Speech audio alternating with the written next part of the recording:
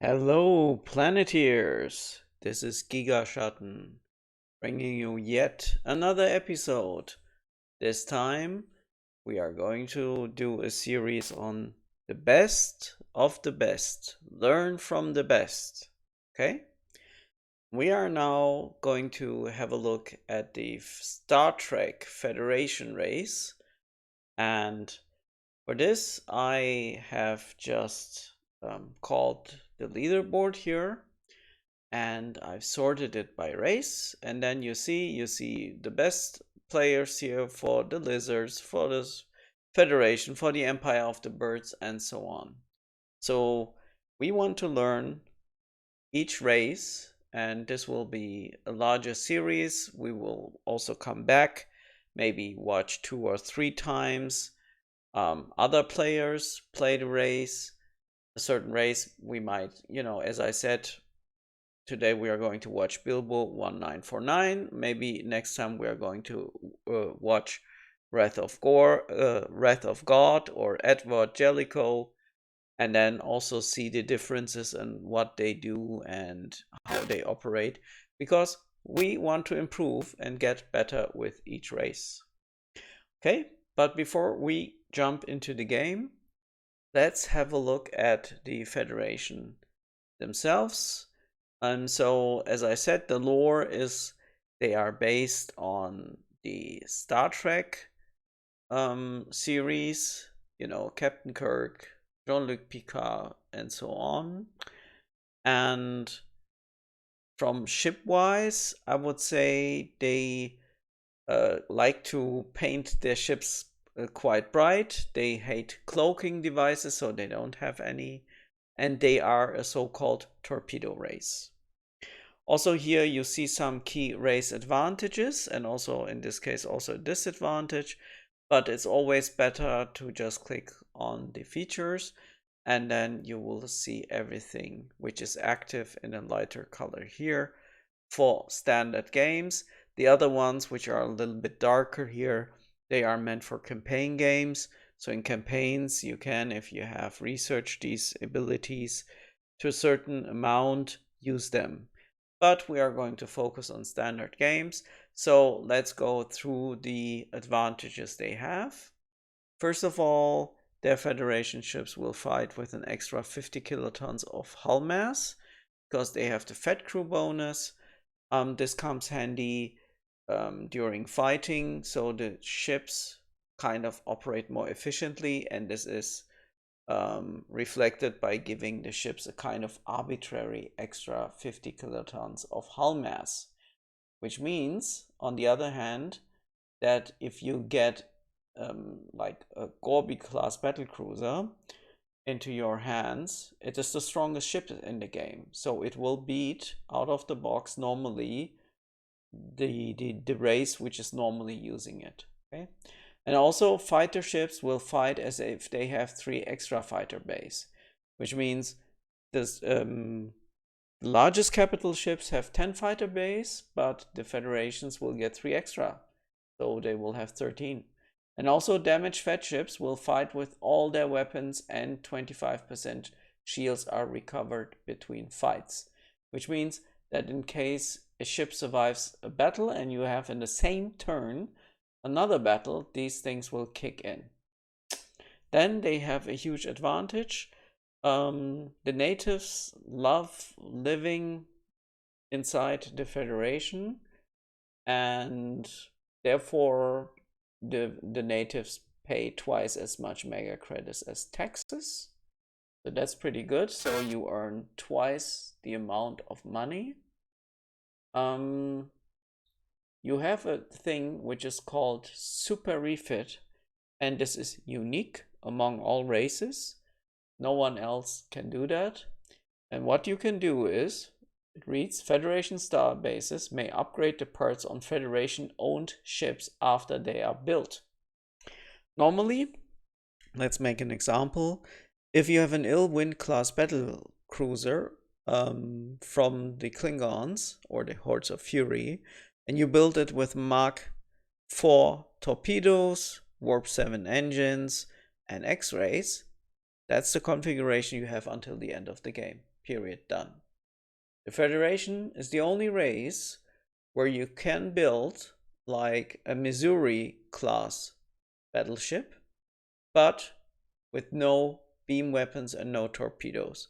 So on the scoreboard, this ship will first of all look like a freighter, but later on, the more technology you have, can then send it back to one of your bases, and with the tech levels being present, you can upgrade those components of the ships, right? And so you can start with X-rays and then, I don't know, gamma bombs on certain ships and warp 6 engines, and then later you upgrade it to disruptors and Mark 4 torpedoes, and then later to Mark 8, and then quantum. You got the point. The Federation is the only race which can do that, which makes them really unique. However, they also have a drawback. Due to environmental regulations, they can only mine at 70% of normal rates, which means usually if you build 100 mines on a planet, let's say the planet density would be of a certain mineral also at 100%, you would then mine 100 kilotons of that mineral in one turn. The Federation will, in that same scenario, also just mine 70 kilotons. And it doesn't sound huge, but it's a huge drawback. Next thing is, although they don't have naturally cloakers, once they obtain, however, cloakers, either by capturing them, for example, with disruptor and gamma bomb ships, and then, that is one way, or by if the enemy, for whatever reason, surrenders a ship at one of your bases, or you trade one, then all your ships are Loki immune. So the Federation has Lokis, which can decloak enemy ships. Not all of them. Certain races are immune, right? I think the lizards are immune and the birdmen. But for example, the Federations are a natural enemy of the privateers, so to speak, because they can just decloak them. Then the standard stuff, which almost every race has, except, for example, clone ships, the crystals and the privateers don't have, but the rest have it. They can lay large minefields. They can lay minefields in general, clone ships. And another improvement they have is they have, as one and only race, developed an upgrade to Mark 8 torpedoes, and these are so-called quantum torpedoes. They have extended range, and they are also stronger in combat, but they like mines like Mark 8s and cannot be scooped. So that's the thing. You can't scoop that. Okay, good. Now also let's have a quick look at the Federation ships. So they have like scouts, and let's have a quick look. Small cargo space. I wouldn't build this ship. They have a Nocturne class destroyer. Good, it has quite a firepower for a tech level 2 ship with 4 beam weapons and 2 launchers, whilst only having 1 engine, right? Not bad, not bad. Then they have 2 nice,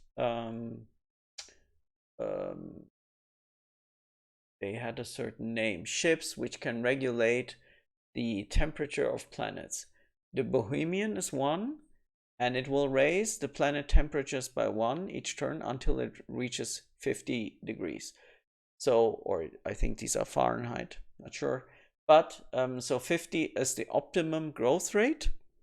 So if you place one of these ships over one of the planets which have a lower temperature, it will raise them until 50 is reached.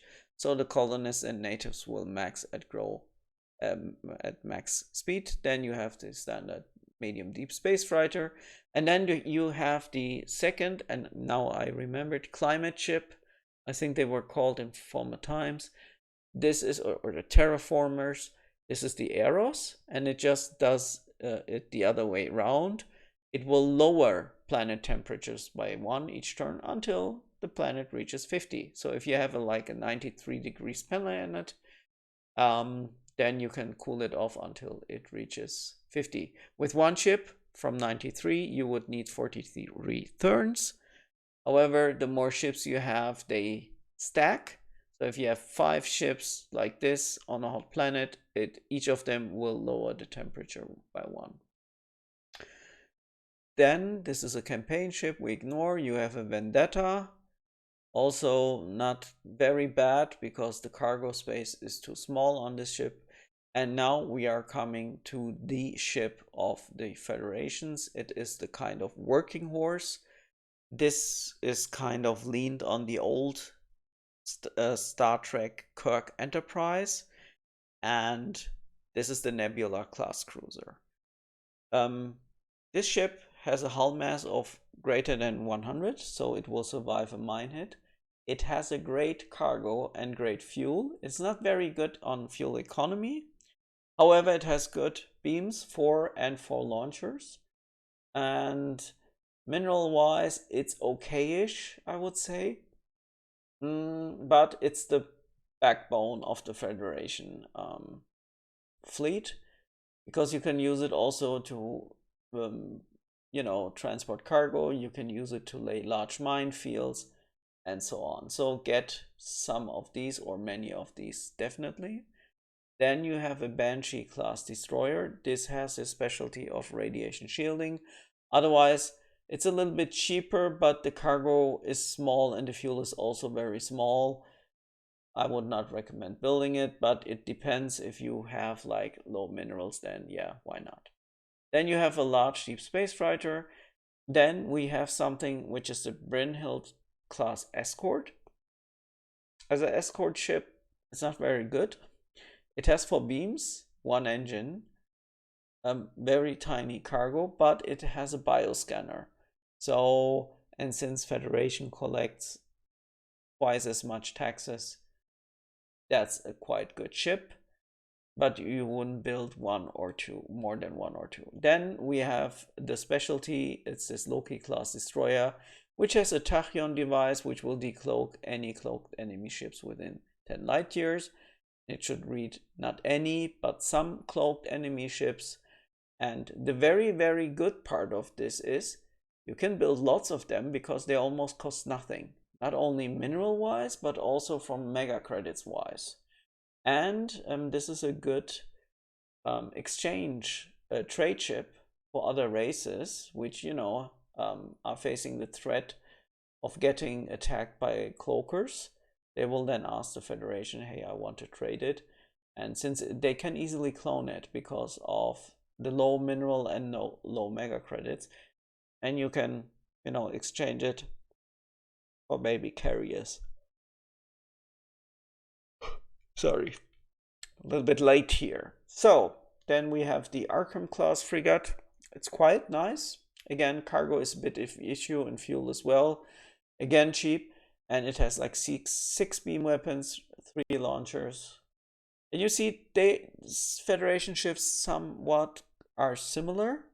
They don't differ that much, but now comes a very nice ship. This is leaned on the new Enterprise bonds, the one from Jean-Luc Picard. And this is quite a beast. It has like 395 mass, can sustain 3 mine hits. It has good cargo for a ship this, it's a battleship. The fuel is bad. It's quite small, so I would have opted to have this at least 400, but it has not. But now comes the good part. It has only 2 engines, but still packs a huge firepower with 8 beams and 6 launchers. If you think of it, the Gorn, so the Lizard class, T-Rex class battlecruiser, has like 10 beams and 5 torpedo launchers. This ship is almost on par with that. Yeah, and even I think it beats it. Not sure, we'll need to test. And it's only tech level 8, it's not 10. So, but drawback is it has a huge requirement on minerals. Yeah. But again, you will build many of these. Then they have interesting ships like this Thor. Is also unique because this has 1 beam weapon, 8 launchers, 2 engines, and it's relatively cheap. Only the molly is quite high. Again, mass a little bit over 100. So this is a kind of ship which you use as a combo. You send that first in, it fires its quantum torpedoes, you have them strip down the enemy shields, and then later you get in with Missouris or the Novas. That's how you normally do that. The Diplomacy class cruiser is a well-versed ship, except the only drawback is in this case the cargo room. It has enough fuel, and it has 6 beams and 6 launchers. It's fairly fair from the cost of the stuff you have, and with this ship you can take over, I think, almost any planet. Then you have something similar to the Thor, which is a kind of low-cost carrier ship. It's not that good. On paper it sounds good. 4 beam weapons, 6 fighter base. The thing is, it is good because it's cheap, but on the same hand it has a low mass, so it doesn't sustain much in combat. But you also build these normally. And then you have the usual stuff like the neutron refinery ship, super transport fighter, Merlin class. And their capital ship is the Nova. And this is really also a monster. 10 beam weapons, 10 launchers. Huge cargo. And on paper the fuel is quite high, 560. But it kind of consumes a lot of fuel because of its mass. The only drawback of that ship is I think it is overpriced. Look at the minerals you need. This is more than you need for a rush, and a rush will beat this ship. Yeah, so yeah, I don't am the hugest fan of the Novas, but you are going to need them. So this is their strongest ship. If possible, as a federation, since you get a lot of taxes, try to get a decent carrier from another race with a hull mass of 3, 4, 500, whatever. And because of your Federation crew bonus, you get 3 extra fighter base. Right? Okay? So even a Madoncilla, like from the Lizards, would be awesome. But enough of the talk. So we understood what the federations have in hand. And let's go down to the mercenaries. There we have it, leaderboard mercenaries by race. And so, as promised, let's have a look at Bilbo. Seems to be a guy from Italy. Well, more time here than in my bed, but just to say, good history. So let's pick a game of his. Here, Alpha Star. And the difficulty was 1.67 and 209 turns finished. What about this one? Because this has only 83 turns. Let's have a look at this one. If this is a standard game. Captain's Campaign. We don't want a campaign, but we want a normal one. This is also campaign. Maybe this guy only plays campaigns. The Nixon sector. How about that? Okay. This is a nice one. So let's take this. Click on view. And now we are going to observe the game from the view of this player. And let's go for the time machine, turn 1. That's it. Zoom out, and he started here in this cluster. Okay, already you can see, very nice. He has lots of connections here and here, so he can expand in a very nice manner. I think the newer maps are not like this, so planets are more spread out, but okay. So again, let's have a look what he's doing. He's not going in over taxation mode, but he is building just 300 mines. Also strange, I would have always, as Federation, opted for max. Factories are maxed. He is taking 100 crowns, supplies, and mega credits, so he will opt for a fast mega credits build. And he's building the Brynhild. So if you remember, the Brynhild has a bioscanner on board. Okay, so this is his opening. And again, so let's jump to turn 2. He found here a morphs, and what did he do? He dropped 90, 82, 40, and he is now going to continue into his back. And interestingly, he is not targeting this planet first, but rather one of these. Not sure why, but okay. So the bioscanner is set to bioscan. Again, no change on the planet. He's not overtaxing, which I find strange, but it may be how it is. He also didn't set max factories. He didn't build one, so he is not playing it huge effectively, but now he's opting for a large deep space freighter. So again, time machine, turn 3, and you get the point, right? We are at the later point of time, speed things up. But now you already see something. You see planets here and there popping up, although he didn't send any ship there yet. So he already has, and he gets a scanner reports. So he gets from bioscan, show humanoid life, just to, the amount is too low, but he found bovinoids with climate 91. For the freighter duration, the climate isn't that important. So what I think he will do now, since he spotted the bovinoids here, he will send a large deep space freighter into that direction, which he is doing actually.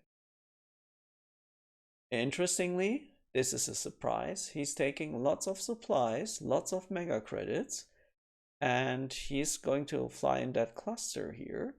But standard people take 1000 clans, 200 supplies, no mega credits, and he's going for a mixed build here. Interesting, cool. Again, not overtaxing because he's getting more than standard.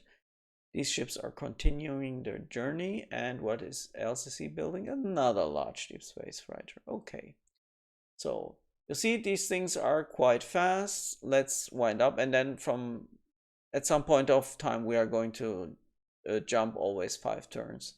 So let's go for number 4. Again, rock, and here another bovinoid planet. So I would now send the second LDS of this direction to get these. He found here amphibian anarchy. Anarchy is very bad. Nothing else here. And he has also found a nice humanoid insectoid planet with Molly, and the Federation needs Molly later on. Here is a rock, and he is dropping 150, 200. Okay, so he's always saying, okay, I'm still going to develop the stuff. And he doesn't want to be seen, but he's not, you see, kind of developing and visiting every planet because he wants to reach this planet fast, but without people seeing him. And I guess he will build another large deep space freighter. Is that correct? Yes, it is correct. Yeah, so this is an economy guy, which makes sense. This is good. Turn 5. Okay, bioscanners getting more and more stuff. Rock. Visited planet. Here is good because you have here the Molly, and this is almost a similar planet look on the minerals at least. So Molly wise, it's looking good.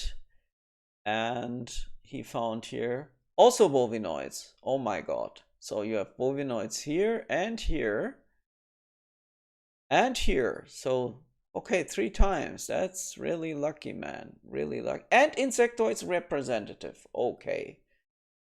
This is now pure money because look at this. By not overtaxing, you get 1.7. So if you then overtax by 2, you get 2,500. And if you build a base somewhere within 2 turns, you always max the tech level of a certain component. So this is quite jackpot. And I would say he would build another large deep space freighter. No, an Eros, okay. A small one, because I think he ran out of money. Not yet, but he's going to save it a little bit. Okay, so taking the 1,200 clans and immediately sending it down to the insectoids here. And you see, not taking any supplies because he says, I want the money. Here he will have dropped 400 clans, and then the rest at 300 he will drop at this planet, and here maybe 10 or so. But he wants to develop this planet as well. So let's cycle through here. and he's continuing with these, and he has a beam up fuel mission, and yeah, and he found himself a gypsodial monarchy planet. You know, it didn't show up on the bioscanners because 20% detection rate. So this I would use as a second base immediately. I would know a second base. If I build one, I will build it here.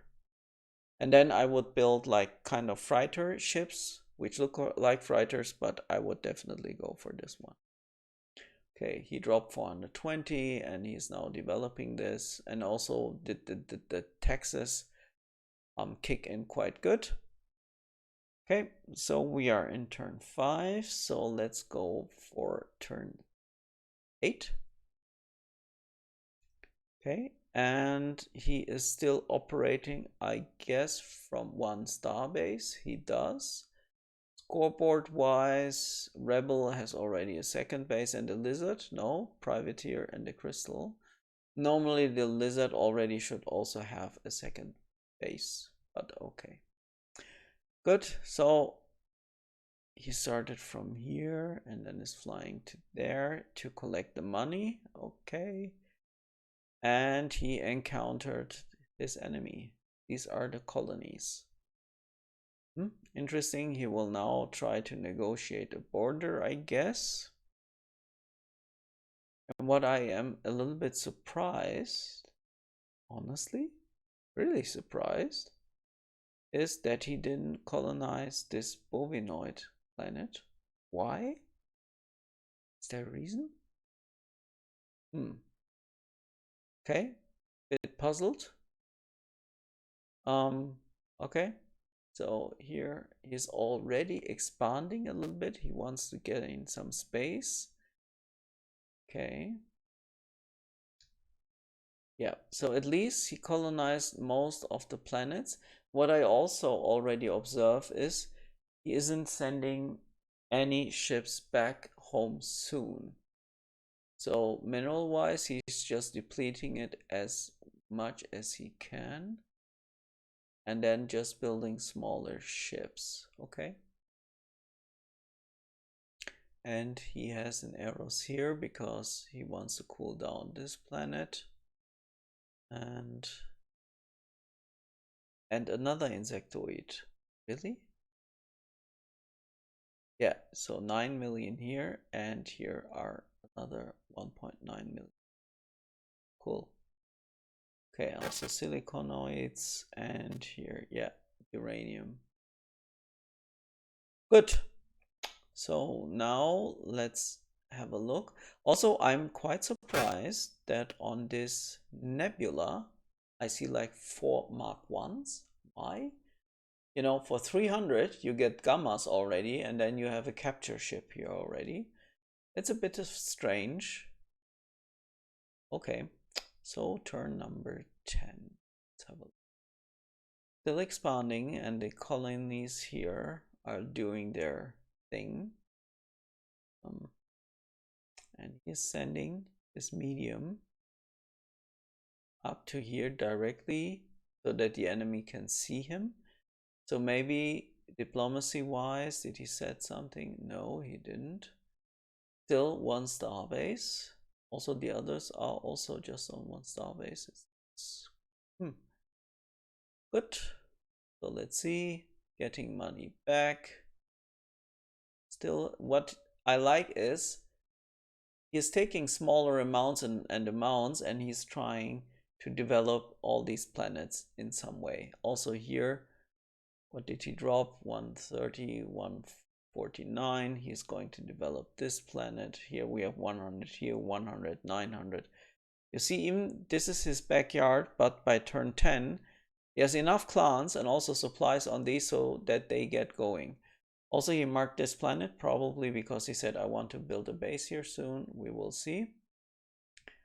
And okay, why did he mark these planets in this color? No notes. We don't know. So turn 10. So now let's jump to turn 12, still in 2 steps. And as I correctly predicted, there's the Gypsoldier monarchy planet, and we are getting the first ships out of here. Running low on minerals, but that's fine. Also, he's kind of here. Let's have a look. Oh, the Birdman. Okay, so he encountered the Birdman. Only clans here. Here, Gypsoldiers. He's retreating with the large deep space freighter. Okay. Oh, 2 star bases, Nebula and Eros being built. Have a look. He has like Eros, Brynhills, large deep space freighters, and 1 Nebula so far. Scoreboard wise, he is here because he has quite lots of planets. And that's the advantage, and this is especially what they are doing much better than I do. Like these good players, they scout far more. I would have already stopped and, focused much on the ships themselves. And he's also not afraid to send stuff just across the map. Also interesting, just a lot of turns. Okay, and he's also starting to fly towards the middle. Good, let's now jump to turn 15 and have more and more turns skipped. Scoreboard wise, we still operate on 2 star bases. Our military, his military is weak. He has like 8 warships, but of those, most of them are Eros. And here you can see now what happened. He has traded a Cobalt with the colonies of man. Interesting to see. I could now get some turns back if he gave him a Loki for it. Not sure. But acquiring one is really good, because he can upgrade it, and then the Federation always lack fuel. Always. There's always an issue with fuel. Okay, so time machine. Just want to see it. Maybe 14. Okay, here. So it's just a pure trading. That's fine. Okay, so time machine. Let's go to turn 18. And he's kind of using this bridge, as I said, to start going for the middle. I don't see any combat here, and therefore I assume that he has kind of agreed on a non-aggression pact. Maybe we will see something on the diplomacy tab. We don't know. So he has already marked the missing colonies of man with a green color. So they show up like this. So maybe he's kind of neutral to the bird for now. He's producing out of 3 star bases again nebulas. Look at this. Transwarp, Heavy Disruptor, Quantum Perps, Diplomacies, Trap, and Eros. Okay. Scoreboard wise, in turn 18, he's like here. 11, 11, still in the middle. Time machine 20, and then we will go in steps of 5. So turn 20. Do we see anything strange? No, we don't. Maybe he traded an Eros for the Cobalt. I can't imagine, but yeah. Still, the Birdmen show up as red. Then you see also some rebels here. And yeah, so let's for once cycle through the ships again. He built Kitty Hawks, Diplomacies. And then also a Missouri. He has a Merlin, Quantum Torps. He has lots of money. And here he is starting to clone this ship. And as you can see with this crappy configuration, it's so easily cloned. And he has 2 Merlins. Okay. So what he is already doing in turn 20 is he is overcoming the issue with having a bad mining rate with even 3 Merlins. Look at that. Yeah. So we have lots of many large deep space freighters. only 3 nebulas, bare minimum, and we have 257 ships. Nowadays, people tend to build far more ships faster. So in turn 25 to 30, let's say 30, the queue is full. But maybe it's here the same. We will see. So, time machine. Now this will be a huge jump. 25. And as you can see, he sees now more. So they started to share intel. But diplomacy-wise, yes, you see it. So share intel is set. And he has marked the Empire of the Birds in a really, really dark and mean red color. And I think he will attack him at some point of time. And also we see a resolute here. This doesn't look good. So I think the birdmen have invaded his space and he's a little bit pissed off. So let's go through his list.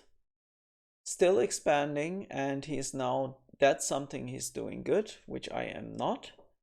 He is kind of sending still in this stage and developing planets which are further away. And I think I always run out of fuel with Federation very fast. I'm also sending this ship, and he's also super refitting it at the same time, which you can do. The Noke is useless, but I'm sorry, building other ships. So let's speed that up a little bit. Okay. Okay. And here, what's this? Still sending, and you know, this was the ship I think he built in turn 3 or 4. And he's still using that. And I like that because that way he's scanning his way around. And more stuff getting built. There's Nebula, Clone, Eros, and then also crappy ships. And okay, so scoreboard. There we have him. 6 bases, producing out of 3.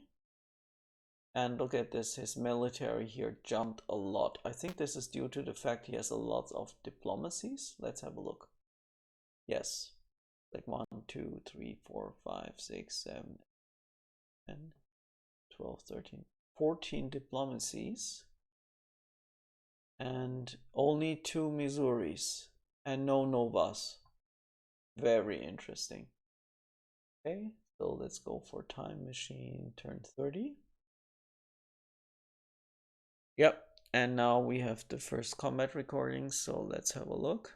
Okay, he's losing some terraforming ships.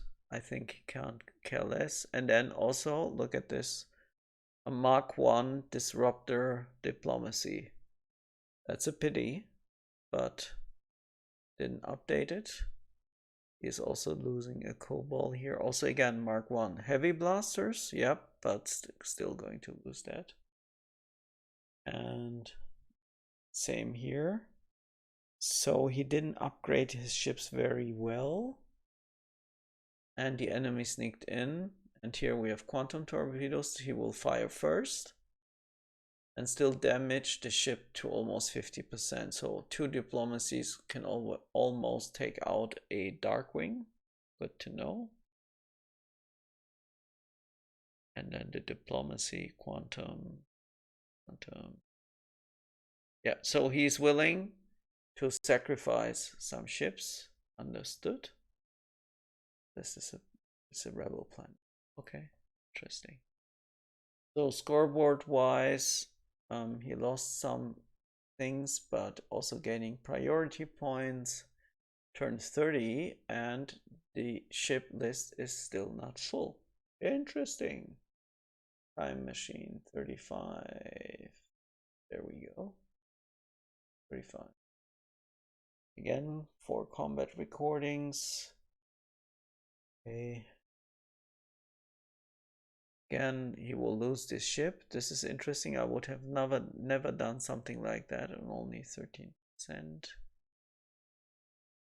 Killing the rebels here. Okay. Scoreboard. Yeah, ships are full. He has, where is he? Rebel Solar Federation. He lost some planets. still his military is the strongest in the game, and I'm really puzzled because he has only diplomacies. Okay, now he's also switching to Novas, but before he basically only played it with diplomacies, and also here 3 Virgos, as I said. Okay, time machine, turn 40. What I like, however, is how he progresses into the game. He's still trying to spread out. He's losing some planets, but resupplying the lines and then spreading them out. And again, militaries, turn 40, scoreboard, Solar Federation. He's getting stronger and stronger.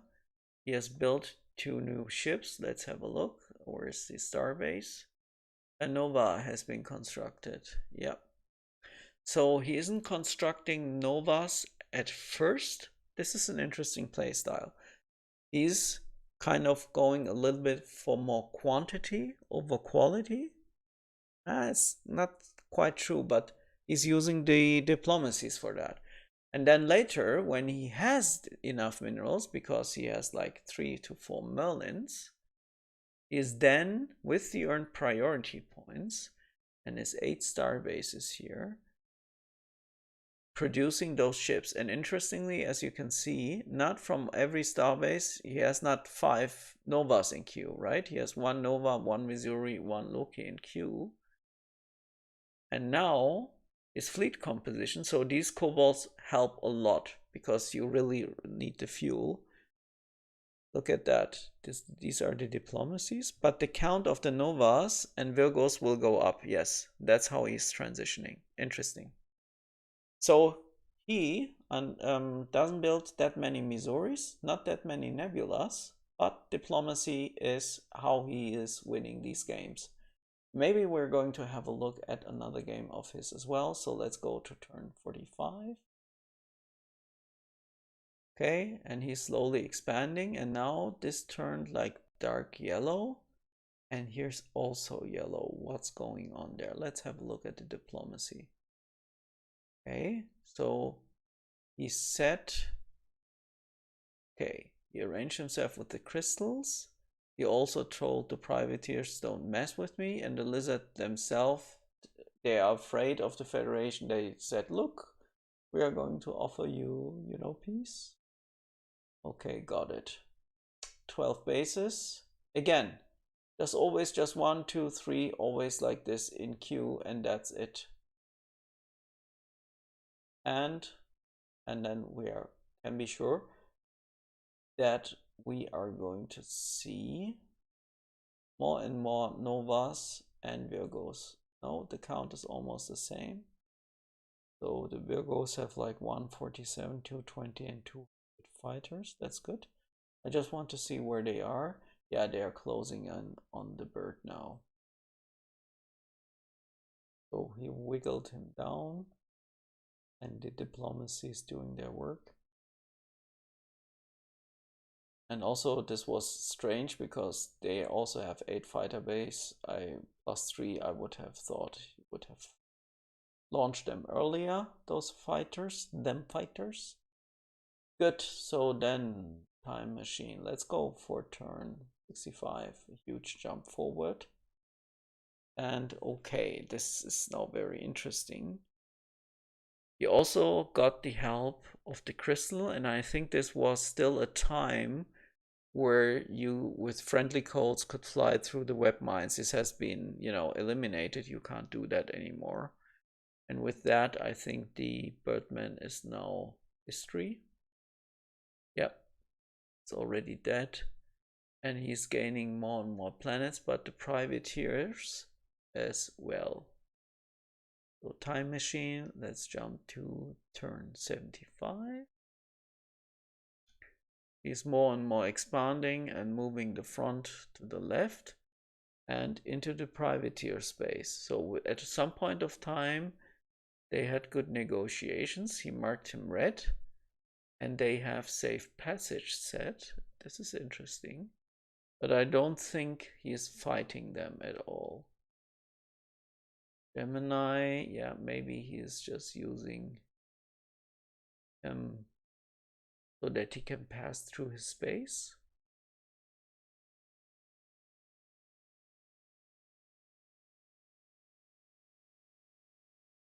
Okay. Let's see.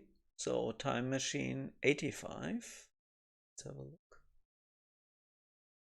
Starting, what I like is always being consistent, laying, a mine feels like an area here, like a wall, and then continuing like that.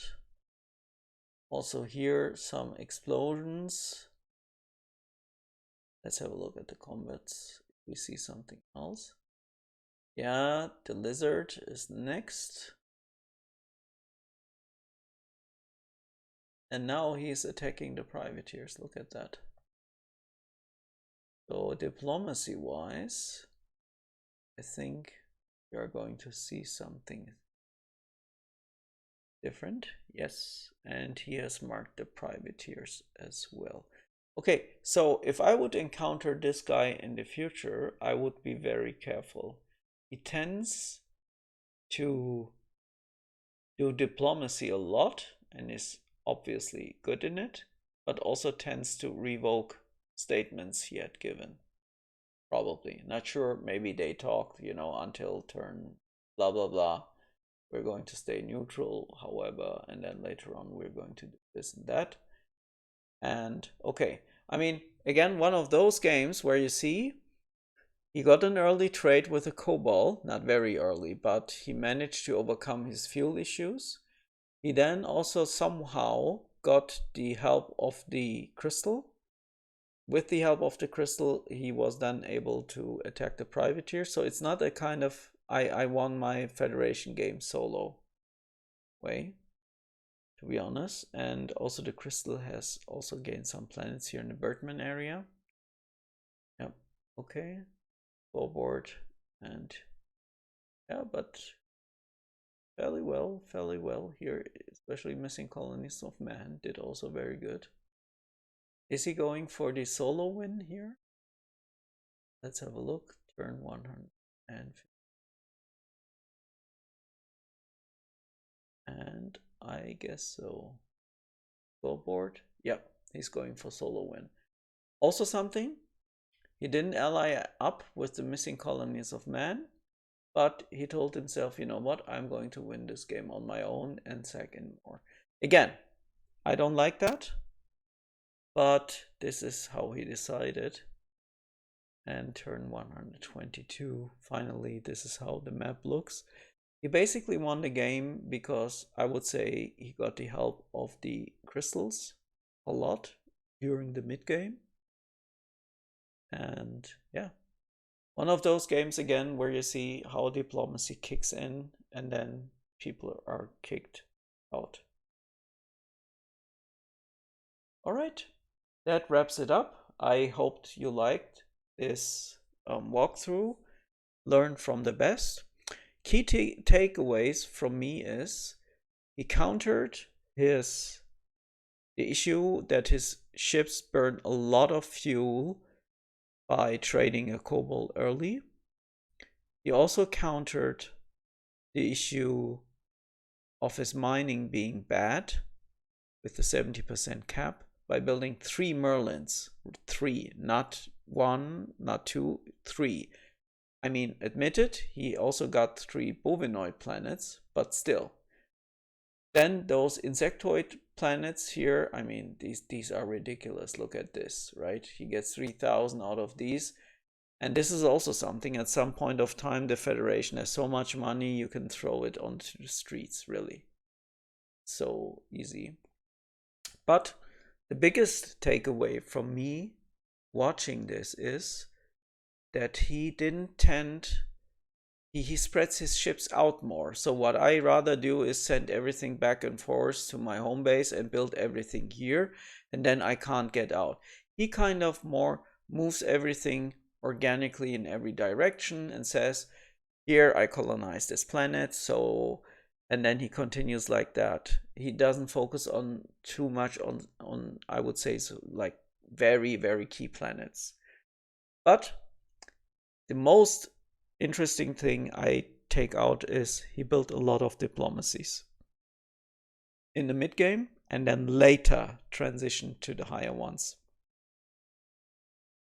So if I look at his ship list, he has like Bohemians over and over. These kobolds were gold for him. Lots of arrows, some kitty hawks, lots of large deep space fighters. What? Okay. Interesting. Lots of lizard class crews. Loki's. I mean, yeah, at this point. And then here the trades or captures. Not sure. You would need to watch this in a more, decisive manner. Also neutronics. Look at this. Okay, so I think towards the end something also happened because he has lots of ships here from many races, and this doesn't quite look like this is a federation, right? These are meteors, there are lizard class cruisers, there's bios, there's virgos, there's kobolds, whatever. Yep. Okay, so let's wrap this up. Very interesting, and maybe next time we will have a look at another federation player and then compare the styles of them, and then I'm pretty sure we will see some differences. With that being said, Gigaschatten, over and out.